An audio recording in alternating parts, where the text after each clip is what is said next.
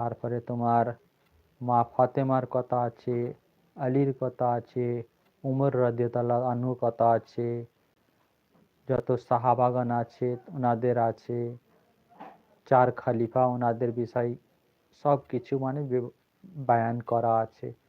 মানে এ to Z Mecca যে আগেতে জাহিলের যুগ ছিল, সেই জাহিলের যুগের আগে থাকতেন আর একদম নবী আলাইহিস সালামের ওফাত পর্যন্ত মানে হিস্টোরিটা আছে ওতে। আপনি যে ইসলামের বিষয় কিছু যদি না জানেন, তাহলে সিরা এপিসোডগুলো যদি দেখো, তাহলে আপনাকে কেউ ইসলামের বেসিক জ্ঞান দিলে তখন বুঝতে পারবেন যে হ্যাঁ লোকটা ঠিক বলছে কি ভুল বলছে। তো ইসলামের পরিপূর্ণ স্বভাব কিছু জানাতে গেলে সিরাটা শুনবেন, প্লাস হাদিস বা কোরআন যে শোনেন তার সঙ্গে মিল খাচ্ছে কিনা সেটা দেখে নেবেন।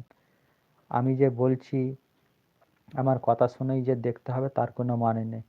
তো যদিও দেখেন, দেখার পরে হাদিস কোরআনের সঙ্গে মিলিয়ে নেবেন, হাদিস কোরআনের সঙ্গে পাই টু পাই মিলে যাবে।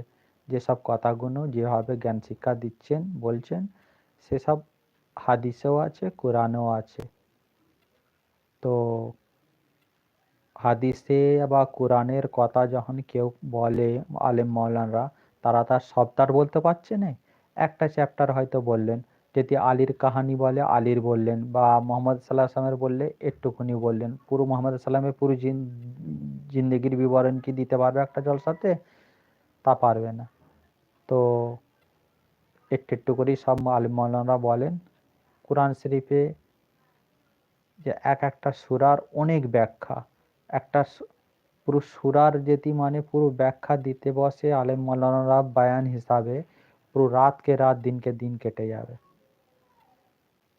তো কোরআন শরীফ যেনারা আরবিতে পড়েন, আরবিতে পড়লে পড়ছেন সব পাবেন, কিন্তু বাংলাতে তার বায়ানগুলো যদি পড়তে থাকো তাহলে বুঝতে পারবেন যে হ্যাঁ আমি এই আয়াতটা পড়লাম, আয়াতের মানে এইটে। যখনই আয়াতের মানে জানতে পারবেন তোমার দিলে দিমাগে গেঁথে যাবে যে হ্যাঁ এই আয়াতের মানে এই। তো পড়তেও ভালো লাগবে আর বুঝতেও ভালো লাগবে।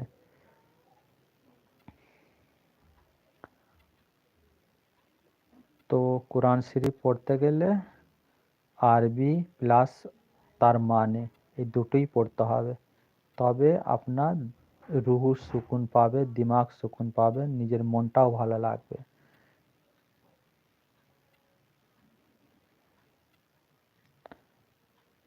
যেনারা আরবি পড়তে জানেন না, বাংলা যদি পড়তে জানেন বাংলাতেই কোরআন শরীফ পড়বেন, আর বাংলাতেই তার মানে আছে, তাফসির আছে, পড়তে থাকবেন। কোরআন শরীফ তার মানে আরবি আছে প্রথমে, তারপরে বাংলা আছে, তারপরে আবার তার মানেও আছে। তো ওতে জ্ঞান শিক্ষাটা ভালোভাবে পাওয়া যাবে।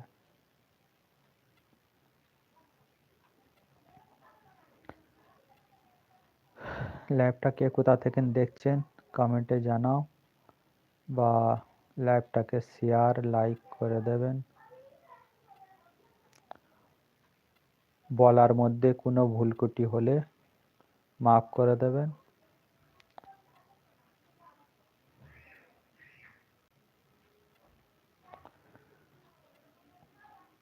অনেকক্ষণ হয়ে গেল, 22-23 মিনিট এসছি, এবারে লাইভ থেকে যাব।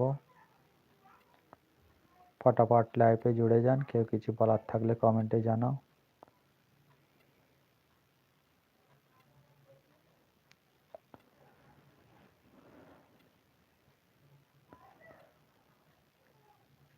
আল্লাহুম্মা সাল্লি আলা সাইয়্যিদিনা মাওলানা মুহাম্মদ ওয়ালা আলি সাইয়্যিদিনা মাওলানা মুহাম্মদ।